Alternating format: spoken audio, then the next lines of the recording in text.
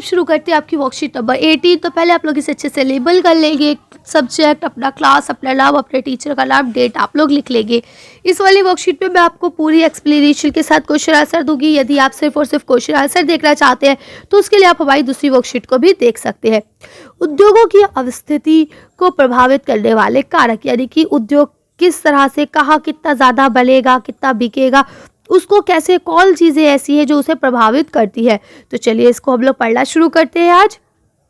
तो पहला लिखा है उद्योग मुख्यतः, ठीक है, उन्हीं स्थानों पर केंद्रित किए जाते हैं जहां कच्चे माल की उपलब्धता, उपयुक्त भूमि यानी जमीन, जल की आपूर्ति यानी कि जल की पूर्ति हो, श्रम शक्ति हो यानी कि वहाँ पे कारीगर भी बहुत सारे मौजूद हो, पूंजी भी कम लगे या मतलब ठीक लगे, परिवहन भी हो और बाजार की व्यवस्था भी आसानी से हो सके। यानी कि एक उद्योग, एक फैक्ट्री उस जगह लगाई जाती है जहां से उसे कच्चा माल भी आसानी से मिल जाए, बनने के बाद बाजार में आसानी से बिक जाए। अब उस बनाने के लिए कुछ आदमी लोग चाहिए, वो भी उसे श्रमिक जो है वो भी आसानी से मिल जाए, और जो हाँ उसे भूमि चाहिए जिसपे वो बना रहा है वो भी उसको अच्छी मिले, ठीक है। क्योंकि देखिए अगर उसे कच्चा माल कहीं दूर से लाना पड़ेगा तो उसका लाना ले जाने का किराया लग जाएगा, तो वो माल ऑटोमेटिकली महंगा हो जाएगा। और फिर अगर उसे बाजार भी दूर जाना पड़े तो यहाँ का भी वो किराया काउंट करेगा, तो यहाँ पहुँचते पहुँचते उसके रेट डबल हो जाएंगे, है ना। लेकिन अगर वही यहाँ थोड़ी सी दूर पे आ जाए, यहाँ थोड़ी सी दूर पे बिके तो बहुत कम लागत में हो जाएगा मामला, है ना। क्योंकि देखिए कोई भी इंसान काम करता है तो उसमें अपना प्रॉफिट वो ज़्यादा ढूंढता है।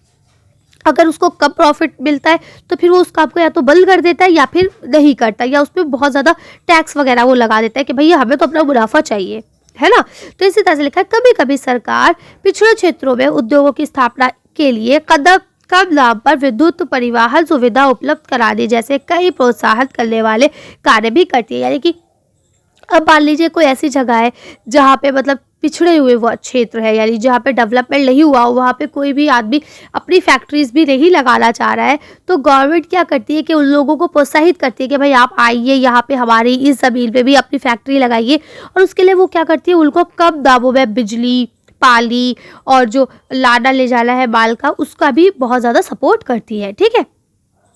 अब आगे लिखा है इन उद्योगों की स्थापना से रोजगार में बढ़ोतरी के साथ साथ नगरों और शहरों का विकास भी होता है, या और आएगा, ठीक है, डबल मात्रा लगेगी, और नगरों और शहरों का विकास और वृद्धि भी होती है। यानी कि अगर किसी जगह पे, देखिए जाहिर सी बात है, अगर कहीं पे एक फैक्ट्री लगेगी तो वहाँ के जितने लोग हैं उन सबको उसमें काम मिल जाएगा तो उनकी सैलरी बढ़ेगी, सबकी अपने आप डेवलपमेंट शुरू हो जाएगी, है ना।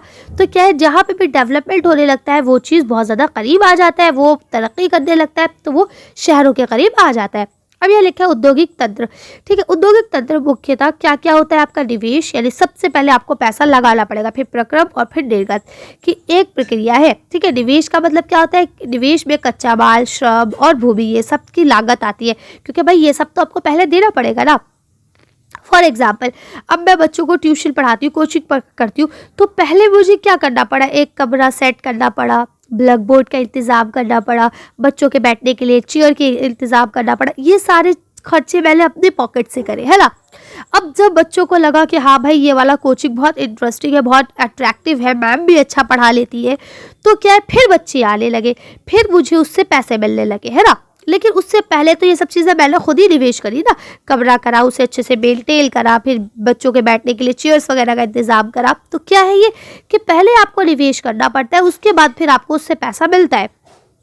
जल की उपलब्धता, परिवहन, विद्युत व अन्य अवसंचार शामिल है। अब क्योंकि यहाँ पे तो बात इसकी हो रही है ना, आपकी फैक्ट्रीज वगैरह की, तो वहाँ हमें क्या क्या चाहिए भाई, कच्चा माल चाहिए सबसे पहले। जब तक कच्चा माल नहीं होगा कैसे बात बनेगी, सबसे पहले तो ज़मीन चाहिए, ज़मीन होगी तभी फैक्ट्री बनेगी, ठीक। अब फैक्ट्री बनेगी तो उसमें कुछ ना कुछ आपकी मशीनें वगैरह आएगी, फिर आपका कच्चा माल आएगा, फिर आपके श्रमिक आएंगे, फिर जब काम शुरू होगा तो भाई पानी की, लाइट की और क्या नाम है, परिवहन की गाड़ियों की जरूरत तो पड़ेगी, है ना। तो इस तरह से धीरे धीरे बिजनेस एक्सटेंड होने लगता है। अब परिक्रम क्या होता है, में कई तरह की क्रियाकलाप शामिल है जो कच्चे माल को परिष्कृत माल में परिवर्तित करती है, यानी कि उसको कच्चे माल को एक मूल्यवान वस्तु में चेंज कर देती है। निर्गत में अंतिम उत्पाद, यानी कि अब निर्गत में क्या होता है, अंतिम उत्पाद आता है, वस्तु का उपयोग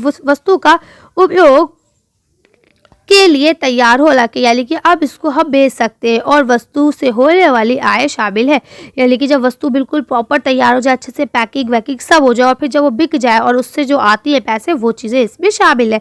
तो इस तरह से आप 3 हिस्सों में डिवाइड कर सकते हैं। अब आगे आपका लिखा है जैसे सूती वस्त्र उद्योग के संदर्भ में कपास वाले जो सूती कपड़े के लिए कच्चा माल है, वो मानव श्रम, कारखाना और परिवहन लागत निवेश हो सकता है। यानी अब अगर आप सूती कपड़े का उद्योग करना चाह रहे हैं तो उसमें आपको ये 4-5 चीज़ें ज़रूरी चाहिए, ठीक है।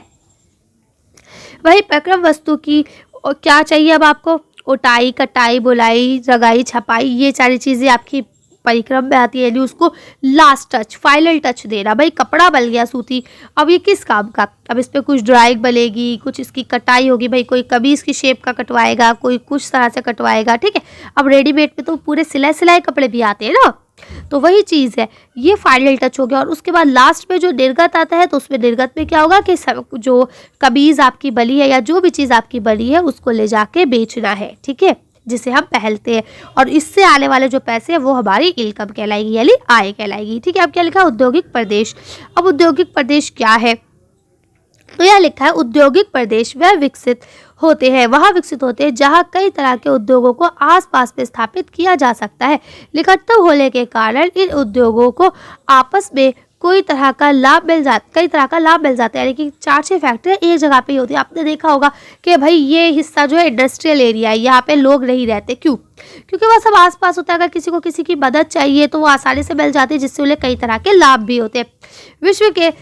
विश्व के प्रमुख औद्योगिक प्रदेशों में पूर्व उत्तर अमेरिका, पश्चिम और मध्य यूरोप, यानी पश्चिम और मध्य यूरोप और पूर्वी यूरोप और पूर्वी एशिया शामिल है। यानी ये एरिया सबसे ज़्यादा उद्योग के लिए फेमस है। अधिकांश मुख्यतः उद्योग शीतोष्णकटिबंधीय क्षेत्र यानी समुद्र के समीप और विशेष तौर पर कोयला क्षेत्रों के पास स्थित होते हैं। यानी कि जनरली जो भी आपके हो गए, ये कहाँ हो गए, शीतोष्णकटिबंधीय क्षेत्रों में हो गए या समुद्र के समीप यानी समुद्र के किनारे हो गए। और इसके अलावा आपके कोयला क्षेत्र, जहाँ से कोयला निकलता है उस क्षेत्र में आपके ये हो गए। तो अब देखिए यहाँ आपको क्रियाकलाप दिया गया, एक्टिविटी दी गई है, इसमें आपको क्या करना है, चलिए पढ़ते हैं। अब देखिए ये जो आपकी एक्टिविटी है इसमें ये लिखा है कि बच्चों आप अपने घरों में प्रयोग होने वाले 10 वस्तुएं ऐसी निकालनी है, ऐसा नाम लिख रहे हैं 10 वस्तुओं का जो आपको उद्योग से मिलती है, ये जो आपको फैक्ट्री से बनकर आती है आपके घर में। तो चलिए इसका आंसर देखते हैं। आंसर यहाँ से आसानी से लिख सकते हैं, दवा, फोन, एसी, टीवी, पंखा, बल्ब, तार, किताबें, पेन और पेंसिल। ये सब चीज़ें कहीं ना कहीं फैक्ट्रियों से ही बन के आती है। कुछ बड़े लेवल की फैक्ट्रियों से बनती है तो कुछ छोटे लेवल की फैक्ट्रियों से बनती है, लेकिन ये सब चीज़ें बनती फैक्ट्रियों में ही है। चलिए अगला क्वेश्चन पढ़ दें। पहला क्वेश्चन लिखा हुआ है, उद्योग लगाने के लिए कौन कौन सी बातों का ध्यान रखना ज़रूरी है। चलिए इसका आंसर देखते हैं कि किन किन बातों का ध्यान रखना ज़रूरी है। तो यहाँ से लिखेंगे कि उद्योग मुख्य रूप से उन स्थानों पे केंद्रित किए जाते हैं या केंद्रित होते हैं जहाँ कच्चे माल की और सारी चीज़ें मतलब इजीली अवेलेबल हो, कच्चा माल हो, भूमि अच्छी हो, जल भी हो वहाँ पे, और श्रम यानी कि श्रमिक भी मिल जाए, श्रम शक्ति यानी कि लोग वहाँ पे वर्कर्स भी हो, पूंजी भी सही हो, है ना। इसके बाद परिवहन और बाजार की उपलब्धता भी हो, यानी कि जब चीज़ें बन जाएंगी तो उसको ले जाना बाजार में, बाजार भी पास होना चाहिए, उसके अलावा उसे ले जाने के लिए गाड़ी वगैरह भी होना चाहिए। तो इस तरह से आप इसका आंसर लिख सकते हैं। चलिए अगला क्वेश्चन पढ़ते हैं। आपका अगला क्वेश्चन लिखा है, औद्योगिक तंत्र किस प्रकार का तंत्र है। तो चलिए इसका आंसर देखते हैं।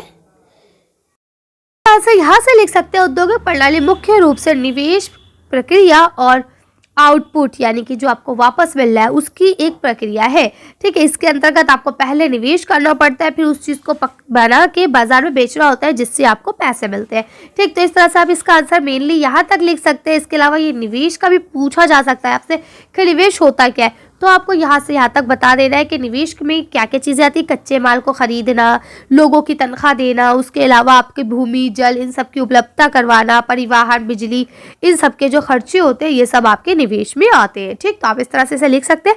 चलिए आगे पढ़ते हैं। अगला क्वेश्चन लिखा है, औद्योगिक प्रदेश से आप क्या समझते हैं, यानी औद्योगिक प्रदेश क्या है। अभी हमने ऊपर पढ़ा है, चलिए इसका आंसर देखते हैं। तो यहाँ से लिखेंगे औद्योगिक क्षेत्र बढ़ते हैं जहाँ आसपास में, यानी औद्योगिक क्षेत्र उन जगहों को कहा जाता है जहाँ आसपास में कई प्रकार के उद्योग स्थापित होते हैं। तो इस तरह से आप लिख सकते हैं। और इनके क्योंकि आसपास होते हैं तो एक दूसरे की सपोर्ट करते हैं, एक दूसरे से माल आसानी से ले सकते हैं, इसीलिए इन लोगों को आसपास होने से कई लाभ भी मिलते हैं। तो इस तरह से आप आंसर लिख सकते हैं। चलिए अगला क्वेश्चन पढ़ते हैं। ये आपका अगला क्वेश्चन लिखा है उद्योगों की स्थापना से क्या लाभ है, यानी जहाँ उद्योग स्थापित किए जाते हैं उससे हमें कुछ फायदा होता है क्या। तो चलिए इसका आंसर देखते हैं। इसका आंसर यहाँ से लिख सकते हैं, इन उद्योगों की स्थापना से रोजगार में वृद्धि के साथ साथ कस्बों और शहरों की वृद्धि और विकास होता है। यानी कि अगर मान लीजिए ये जहाँ पे भी, जिस जगह पे भी इंडस्ट्री बनाई जाती है उस जगह पे इंडस्ट्री बनने से जो फायदा होता है कि सबसे पहले तो लोगों को रोजगार मिल जाता है, यानी नौकरियां मिल जाती है। ठीक, इसके अलावा साथ साथ अब भाई कस्बा, शहर या कोई भी गाँव है, कुछ भी है, उसका विकास भी होने लगता है, उसकी वृद्धि भी होने लगती है। कैसे होने लगती है कि जब वहाँ पे वो एक फैक्ट्री खुलेगी तो वहाँ से गाड़ियों का आना जाना शुरू होगा, लोग नौकरी की तलाश में आएंगे, उस शहर के लोगों को या उस गांव के लोगों को कहीं बाहर नहीं जाना पड़ेगा काम करने के लिए। तो इस तरह से ये बहुत सारी चीज़ें होती हैं। तो चलिए आज की वर्कशीट को ये खत्म करते हैं। आज की वीडियो बस इतना। अगर आपको हमारी वीडियो पसंद आई हो तो प्लीज़ इसे लाइक और शेयर करें। अभी तक आपने हमारे चैनल को सब्सक्राइब नहीं करा है तो प्लीज़ हमारे चैनल को सब्सक्राइब करें। Thank you for watching.